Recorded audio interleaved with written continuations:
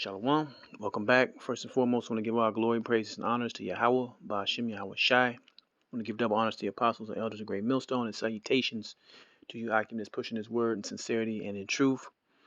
Back with just a quick lesson. And what inspired me was the elder brother out in South Carolina did a video earlier today. Was labeled "Prophecy is Moving. Don't let vexation choke you out." All right. So I just want to touch on that topic. The brother did a great video. Shout out to that brother, hardworking brother, very consistent, and should be basically a brother you look to follow as an example, man. All right, because that brother's definitely putting in work.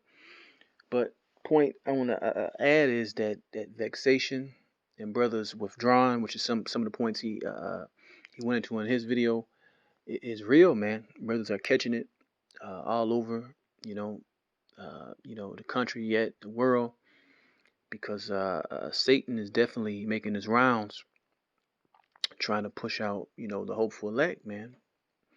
All right, so it's only gonna get tougher and tougher from here on out, and certain decisions we as individuals are gonna have to make, basically to show our faith. All right, we're gonna have to show our faith through the decisions that and the situations we are put into, to see if we're gonna come out the other side of.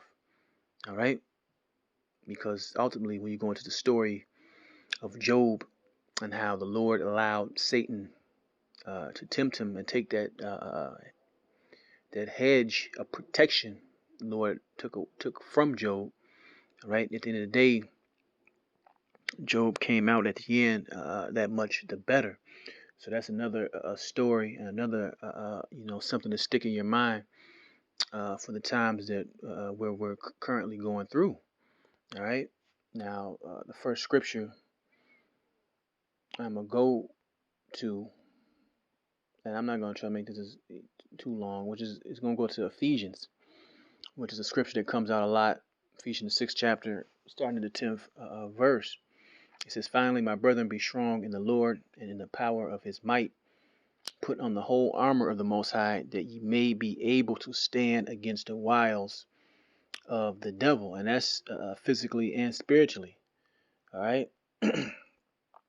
You're going to get attacked from a lot of different angles the further we move along. All right. In this grand story.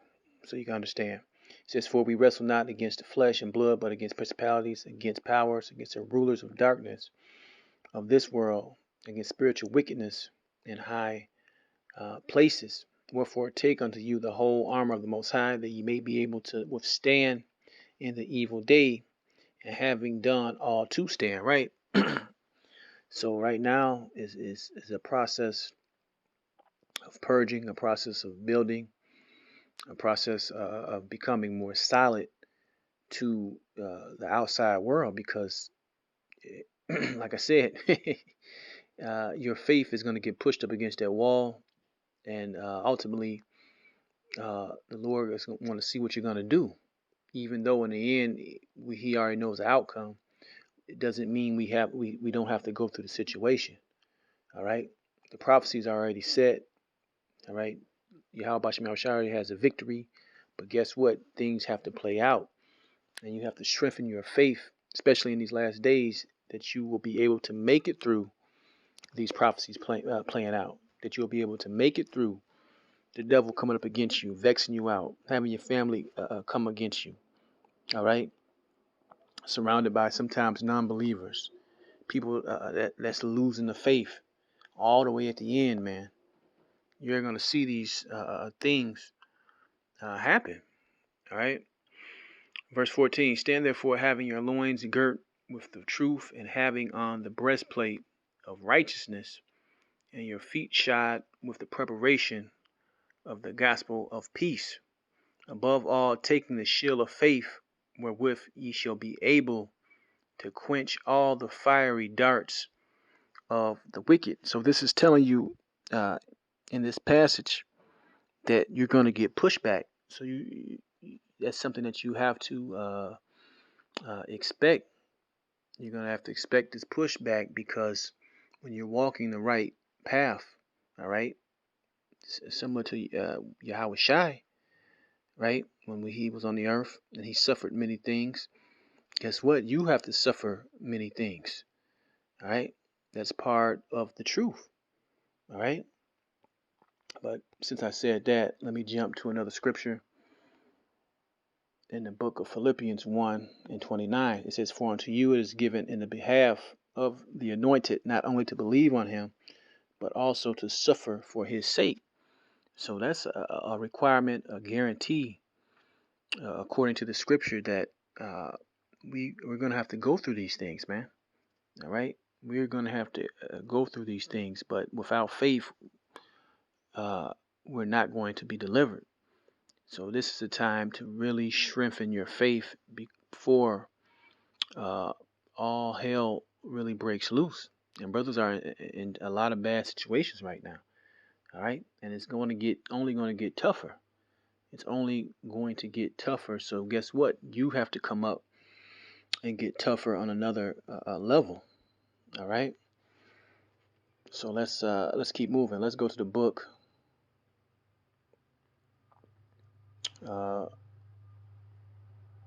Let's get this in Zechariah. This is Zechariah 13:8. It says, "And it shall come to pass that in all the land, saith the Lord, two parts therein shall be cut off and die, but the third shall be left therein." And here's the point, verse 9, because we always read about 2/3 being cut off, but we have to read what the 1/3 must go through. Zechariah 13:9, "I will bring the third part through the fire, and will refine them as silver is refined, and will try them as gold is tried." So if you tried, all right, if you come through the fire, those are all examples, right? Parables of what? Suffering, parables of trials, parables of being tested, going through situations and coming out better and coming out stronger. That's what the scripture is going into. "They shall call on my name, and I will hear them. I will say it is my people, and they shall say the Lord is my power." So, even though he slays us at certain points, guess what? We're still going to serve him. And that's the mindset that you have to arm yourself with, all right, in these times that we're living in. You see? And that's really the point of this lesson. Like I said, I'm not going to make this drawn out. Maybe I'll end it in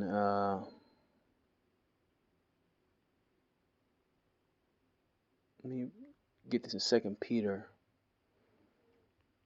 And I'm going to start at 2 Peter chapter 1, verse 3.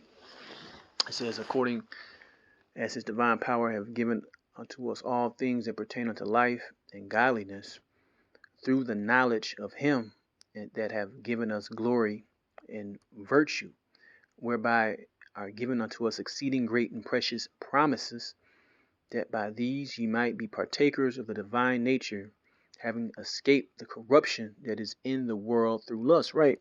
So for you brothers who've been in this thing for some time, even for people that has just came into this or just now hearing this word, and there's a change in your spirit, you put on that new man, as the scriptures talk about. You have escaped that corruption that you were once in the world. All right, that's very important to have escaped that, to have a new mindset, to become a newborn babe, right? As the scriptures teach and talk about. That's where we're at, but we have to fight to keep that same mindset. We have to basically stand in it, man.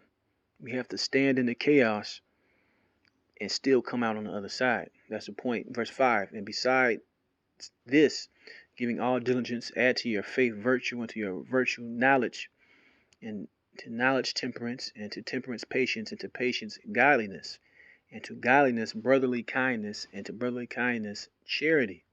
For if these things be in you and abound," right? So if you're practicing these tenets that were just named off, that was just categorized, guess what? It says, For if these things be in you and abound, they make you that ye shall neither be barren nor unfruitful. All right.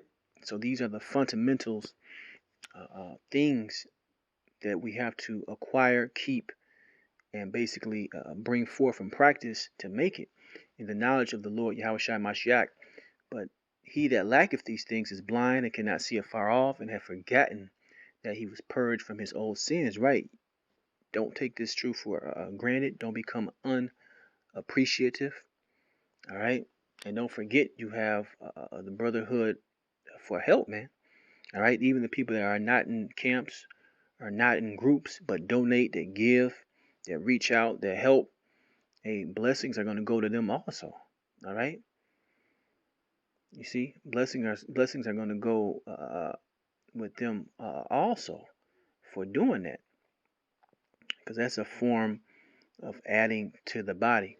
But let me read it again. 2 Peter 1:9. But he that lacketh these things is blind and cannot see afar off, and have forgotten that he was purged from his old sins. Wherefore the rather give diligence to make your calling and election sure. For if ye do these things, ye shall never fall. And that's the point. All right. The point is that we have to stand uh, in this chaos, stand in this tribulation and trials, and basically get stronger, get tougher. I.e., like the one character from the comic book series X-Men, Juggernaut. The harder he was hit, guess what? He came back just as hard. So that's just a reference, but I want to give our glory, praises, and honor to Yahweh Shem Yahweh Shai, and Shalom the next time.